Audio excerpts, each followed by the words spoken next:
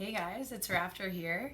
I've decided to do my last post with the hockey writer in a bit of a different way. So instead of reading my voice, you're going to hear it, and hopefully you don't mind my Canadian accent. I know I get ripped apart by my roommates every day for probably how I just said every day. But I'm here today to talk to you a bit about the Isobel Cup finals and a bit of our playoff run to the Isobel Cup. Let's go!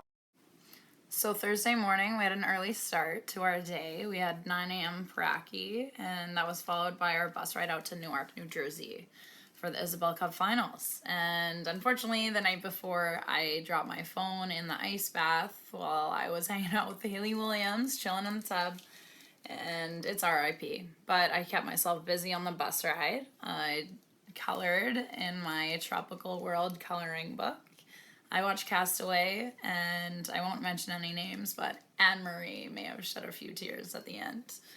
Skeets and I always try to see who can drink the most water. It's usually 6 or 7 bottles, which we think hydrates us for the game, but who knows? Hockey players are superstitious, so that's kind of become a road tradition. Once we got to Newark, we dropped our bags off at the rink and headed to the hotel. I got Erin Zach as my roommate this weekend, which was clutch. She knows how to put on the TV timer. So Friday was the first game of the series, and I just want to say I love playing Boston because I always find it's one of the most fun teams to play. You can go into those corners a little bit harder and play a more physical game. So how did the game go? We were down 2-0 after the first period, and we finished regulation with a 3-3 score. It was a pretty heartbreaking OT loss.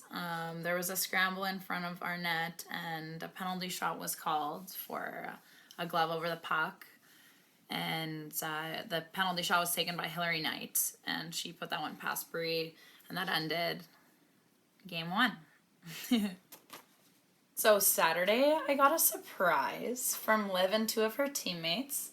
They drove all the way up from Buffalo, New York. These kids are athletes that I volunteer coach all year. Every Tuesday, I go and help out with their practices. And it's an amazing feeling knowing that you have such a positive influence in their lives. The fact that they drove 6.5 hours to watch this game is pretty touching, and it was a moving moment to see them in Newark, New Jersey. I met up with them in the lobby with their moms and walked over to the rink when it was game time.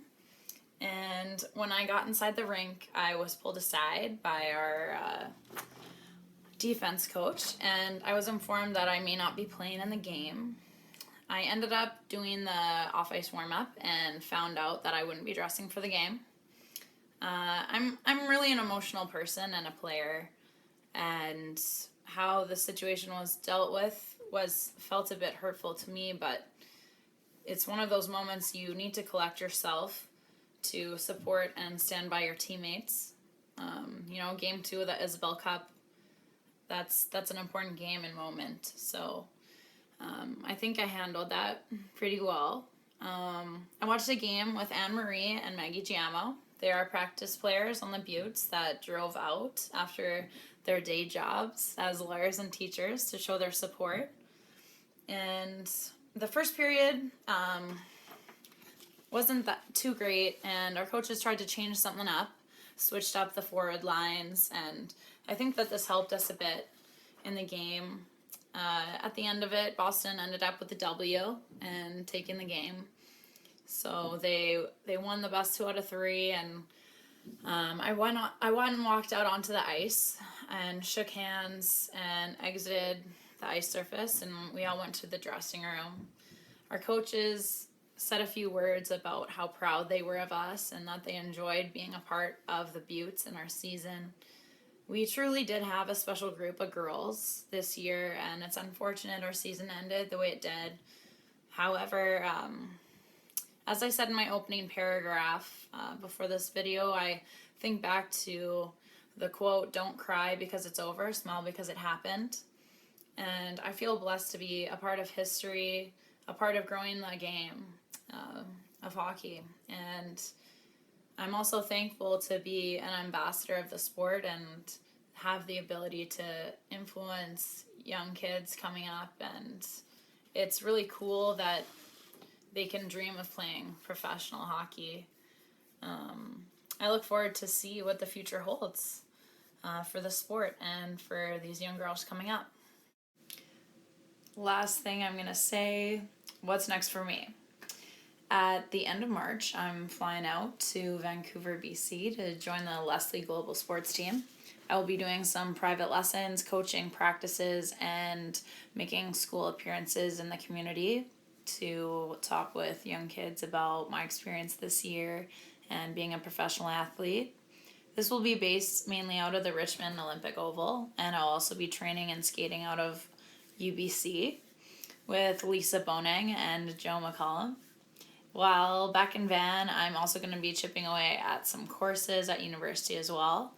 I hope that you enjoyed following my journey, and I wish with all my heart that I will be lacing up my skates in the next NWHL season. See you in October. I guess I could leave you with a couple of huge shenanigans from the season.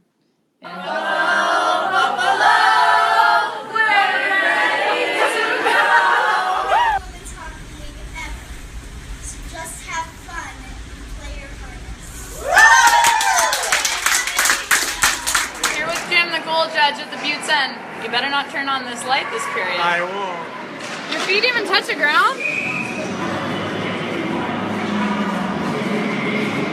Let's go! Give her a hug! One more, go give her a hug! Go! Go give her a hug!